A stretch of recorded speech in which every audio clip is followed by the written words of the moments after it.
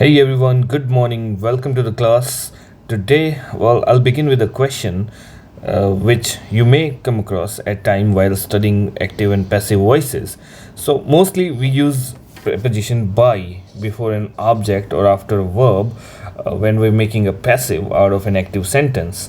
But in some instances, you will not find by, and instead some other prepositions will be used. So today we're going to talk about some of the verbs that do not take by preposition in a passive voice sentence. Okay, so we'll just take a look at them, and there are not many categories. There are just 4 or 5 types of them that are actually important while we're talking about our topic. So let's just quickly see them, and we'll be applying them in at least one sentence, not if not in many. Just a sentence would be sufficient. So let's have a look at these verbs. Verbs such as surprised, annoyed, shocked, alarmed, disappointed, displeased, distressed, astonished, and laughed. They do not take by, and instead they're going to take with them preposition at. So yes, if you're making passive and the verb is one of these, you use preposition at before an object and not by. Let's take an example. For example, if you have a sentence that is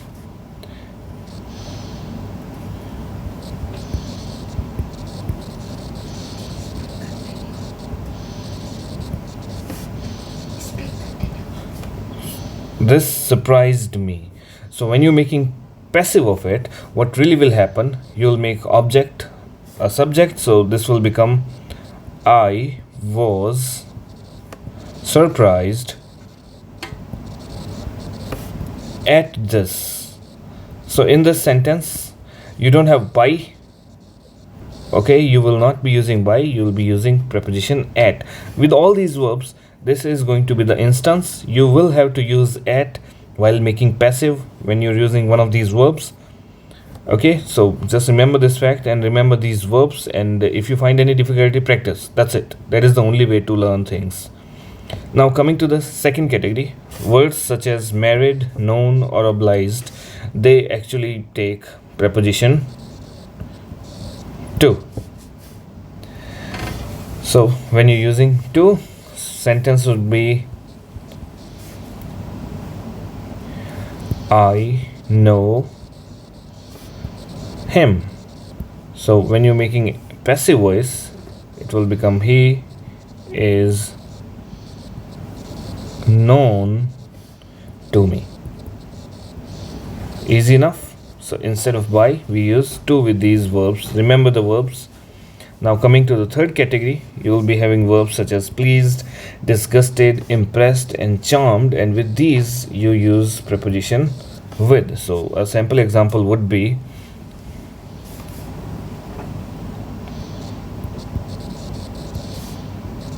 they pleased the masters. So while making the passive out of it, you will be saying the masters were pleased with them. Okay, in these instances, if you use by, you'll be wrong. Do not use by with them. Coming to the next example, next set of words, we have words such as interested, consisted, absorbed, and contained, and with them you'll be using preposition in. So the idea interests me. So when you're making passive, you'll be saying I am interested in the idea. Alright, so that's it. These are some special cases that you have to study and pay attention to while making a passive. You need to make sure that if the verb is one of these 4 categories, you must not use by with them. You must use the given prepositions that we've just talked. So thank you very much, and we'll meet tomorrow once again